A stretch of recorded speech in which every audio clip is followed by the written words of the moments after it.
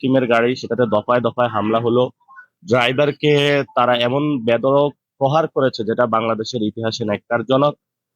Interpol একটা ছেলের চোখ তুলে নেওয়া হয়েছে। ডাক্তার আমাদেরকে জানিয়েছে আজকে তার অপারেশন, সে কখনো পৃথিবীতে আলোর চোখ দেখতে পারবে না।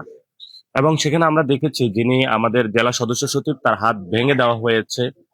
এরপরে আমরা বলেছি এই হামলার, ন্যক্কারজনক হামলার প্রতিবাদে আমরা পরের দিন একটা বিক্ষোভ কর্মসূচি ডাকি। বিক্ষোভ কর্মসূচিকে ঠেকানোর জন্য আওয়ামী স্টাইলে পুলিশ সেই একই পোশাকে, যেই পোশাক একটা সময় আওয়ামী লীগের আমলে একই কায়দায় কর্মসূচি বানচাল করতো, সেই বিএনপির আমলে এসে তারা সেখানে ছাত্র দলের একটা কর্মসূচি দেখিয়ে 144 ধারা জারি করলো। পুরা শহরে ছাত্র দল, যুব দল, রামদা, ঝাড়ু, হকি স্টিক নিয়ে ঘোরাফেরা করলো।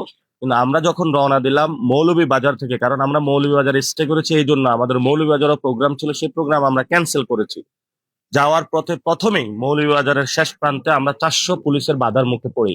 আমরা সেই ব্যারিকেড ভাঙি। ভাঙার পরে যখন একটু সামনে আগাইলাম, এরপরে দেখি আমরা ট্রাক দিয়ে রাখছি তারা রাস্তার মধ্যে, চাক্কা পাংচার করে। সেই ট্রাককে আমরা রাস্তার থেকে সরাইলাম। যদিও অনেকে বলে যে বালুর ট্রাক সরাইতে পারে না, কিন্তু আমরা ট্রাক সরাইতে সক্ষম হয়েছিলাম। এরপর আরেকটু সামনে আগিয়ে দেখি আমরা সেখানে ট্রাক্টর দেওয়া রাস্তায় এলোপাতাড়ি করে, সেগুলো আমরা সরাইলাম। এরপরে ওইখানে গিয়ে দেখি 500 পুলিশ, পুলিশের পরে হলো এপিবিএন, এপিবিএন এর পরে হলো বিজিবি, বিজিবির পরে হলো ছাত্রদল, যুব দলের সন্ত্রাসীরা, যাদের হাতে দেশীয় অস্ত্রপাতি ছিল। আমরা একটা উপত্যকা পড়ে গেলাম, ডান পাশেও পাহাড়, বাম পাশেও পাহাড়। ওইখানেও তারা অস্ত্র, দা, কুড়াল এবং দেশীয় যে অস্ত্রগুলা সেগুলা নিয়েছিল। এবং এরপরে আমরা সেখানে পুলিশের সাথে কথা বলি। কথা বলার পরে আমরা একটা স্থানীয় হবিগঞ্জের থানায় ফাঁড়িতে যাই। সেখানে হলো ছাত্রদল, যুব দলের লিখিতভাবে 11 জনের বিরুদ্ধে মামলা করি এবং অজ্ঞাত আসামি ছিল 100 জন। আমাদের প্রায় 20 লক্ষ টাকার জিনিসপত্র তারা ছিনিয়ে নিয়ে যায়। একটা হাইয়েস্ট গাড়িকে এমন ভাবে ভাঙচুর করানো হয়েছে যে গাড়িটি আর ব্যবহারের যোগ্য নয়। নগদ 5 লাখ টাকা ছিল, সেই 5 লাখ টাকাও তারা ছিনিয়ে নিয়ে গিয়েছে। আমরা বলবো যে আমরা একটা ফেসিবাদী বাংলাদেশ থেকে উত্তরণের পর যখন একটা নতুন গণতান্ত্রিক বাংলাদেশের স্বপ্ন নিয়ে এগোচ্ছি, সেই সময়ে ন্যক্কারজনক হামলা এবং আমাদের উপর অত্যাচার, চোখ কেড়ে নেওয়া, মালামাল চিন্তা পুরো দেশবাসী প্রত্যক্ষ করলো। আমরা এখনো চাই শান্তিপূর্ণ একটি বাংলাদেশ, যে বাংলাদেশে আমরা গণভোটের রায় বাস্তবায়ন এবং আমরা আওয়ামী যে নৃশংস হত্যাযজ্ঞ হয়েছিল 2024-এ, সেই নারকীয় হত্যাযজ্ঞের বিচার চাই আমরা বাংলাদেশে।